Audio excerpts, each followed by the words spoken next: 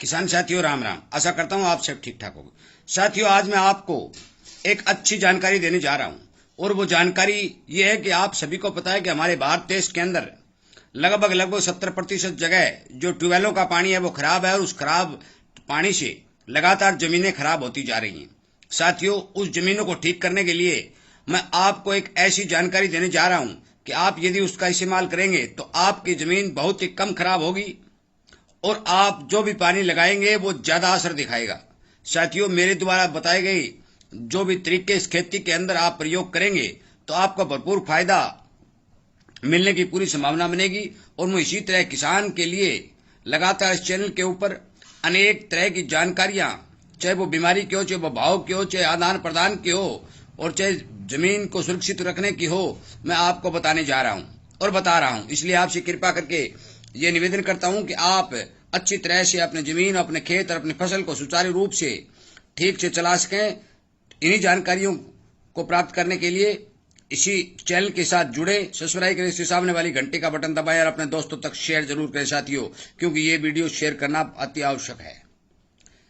साथियों मैं आपको बता देना चाहता हूं कि हमारे खेत के अंदर जो खारा पानी है वो हमारी जमीन को नुकसान कैसे करता है।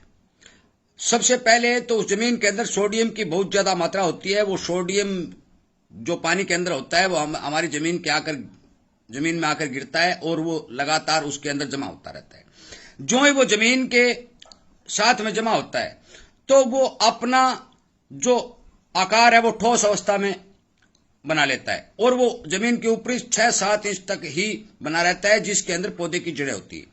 जिस जमीन के अंदर सोडियम की मात्रा ज्यादा होगी तो उसके अंदर पौधे की जड़ों का विकास नहीं होगा, जिससे फसलें खराब हो जाएंगी, फसलें पूरी तरह से नहीं चल पाएंगी, वो कमजोर रहेंगी। तो हमें यह देखना है कि हम इस सोडियम को किस तत्व से, किस प्रकार से तोड़ें ताकि जब भी हमारी बरसात हो या नहर का पानी लगाएं तो ये जमीन के अंदर चला जाए। तो सबसे पहले हमें यह देखना है कि इसको सोडियम जो जमीन के अंदर पानी के साथ जमा हुआ है उसको तोड़ना है। साथियों मैं आपको बता देना चाहता हूं कि इसके लिए 3 प्रकार के कॉम्बिनेशन हमारी जमीन के अंदर होने जरूरी है, क्योंकि सबसे पहले तो ये जो सोडियम घुला हुआ पानी होता है ये हमारे जमीन के पीएच को डाउन कर देता है और जमीन का जो पीएच, पावर ऑफ हाइड्रोफिल बोलते हैं, जमीन की जो ताकत है उस ताकत को यदि कमजोर कर देगा, कम कर देगा, तो जमीन जो भी हम खाद बीज जितना भी डालेंगे उसे ठीक ठाक से नहीं ले सकेगी। इसलिए सबसे पहले तो हमें उस जमीन के पीएच को ठीक करना है। उस जमीन के पीएच को ठीक करने के लिए आप केवल और केवल 80 रुपए का खर्च प्रति एकड़ या प्रति बीघा करना पड़ेगा। सिर्फ 80 रुपए का। 80 रुपए में खरीदना क्या है, आपको केवल और केवल 2 किलो फिटकड़ी लेनी है। 2 किलो फिटकड़ी को कूट पीस के चूरा बनाइए, अपने खेत के अंदर बखेर दीजिए तो भी वो काम करेगी। ड्रिप वाले किसान ड्रिप की विधि से ही 2 किलो फिटकड़ी को पानी के अंदर घोलिए, अपने जमीन के अंदर चला दीजिए तो भी वो काम करेगी। फुहारा विधि वाले किसान फुहारे के अंदर नहीं चला सकते तो पानी देते समय उस फिटकरी को किसी रेत या गोबर की खाद में मिलाकर या किसी यूरिया खाद में मिलाकर अपने खेत में छिड़क देंगे तो भी वो काम करेगी। साथियों ये आपके जमीन के पीएच को ठीक कर देगी, क्योंकि जमीन का पीएच 6 और 7.5 के बीच में होना जरूरी है। जब जब ज्यादा खारा पानी लगता है तो वो 5 से भी नीचे आ जाता है, जिससे जमीन कमजोर होती है। इसलिए सबसे पहले तो आपको 2 किलो प्रति एकड़ हो चाहे 2 किलो बीघा हो, कोई खास बात नहीं है, आपको 2 किलो फिटकड़ी का प्रयोग करना है। अब बात रही जो सोडियम ठोस अवस्था में पड़ा है उसको हम कैसे घोलें। इसको घोलने के लिए जमीन के अंदर जो कार्बन होता है उसकी अहम भूमिका होती है, परंतु आप सभी को पता है कि हमारी जमीन के अंदर जैविक कार्बन लगातार घटता जा रहा है। कार्बन घटता जा रहा है तो हमें किस तत्व की जरूरत पड़ेगी कि हम इसको घोलें।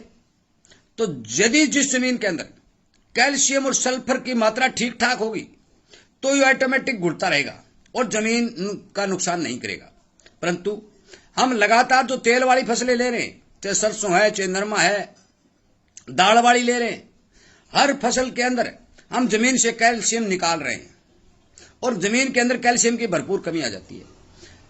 जिन खेतों में सरसों की बुआई होती है उन खेतों के अंदर सल्फर की भी बहुत ज्यादा कमी आ जाती है। सल्फर और कैल्शियम की कमी होने के कारण ये जो सोडियम नामक हानिकारक पदार्थ होता है ये जमीन के अंदर ठोस अवस्था बना लेता है। इसलिए आपको सल्फर और कैल्शियम की पूर्ति करनी पड़ेगी। इसकी पूर्ति करने के लिए आपको मैं बताना चाहता हूं कि सल्फर जो 80 WP पाउडर फॉर्म में आती है वो बहुत ही अच्छी कारगर है। तो आप 2 किलो या 3 किलो बीघा या प्रति एकड़ के हिसाब से अपने खेत के अंदर पाउडर वाली 80 WP वाली सल्फर को चलाएं, चाहे किसी भी तरह से चलाएं, वो आपकी मर्जी। अब बात रही कैल्शियम की। कैल्शियम की पूर्ति कैसे करें? साथियों, चूना जो होता है वो कैल्शियम का सबसे बड़ा स्रोत होता है। मैं आपको बता देना चाहता हूं कि यदि आप चूना का प्रयोग करेंगे, चूना बुझा हुआ चूना बाजार में मिलता है, यदि आप बुझा हुए चूने का प्रयोग करेंगे तो आप मान के चलो कि 40 किलो प्रति एकड़ या प्रति बीघा के हिसाब से आपको करना पड़ेगा। चूना का मतलब मेरा है कड़ी। कड़ी को बुझा करके, सफेदी जिसको बोलते हैं, बुझा करके जो पाउडर तैयार किया जाता है उसको 35-40 किलो प्रति एकड़ या प्रति बीघा के हिसाब से आप डाल सकते हैं। यदि आपको बुझा हुआ चूना, कड़ी, सफेदी जो वो मैं बोल रहा हूं वो नहीं मिलता है तो आप सीधी सफेदी, सीधी कड़ी 10 किलो प्रति बीघा या प्रति एकड़ के हिसाब से अपने खेत में डाल सकते हैं, जिससे आपके खेत की कैल्शियम और सल्फर दोनों की पूर्ति हो जाएगी। साथियों, हर फसल में यह आपको करना पड़ेगा।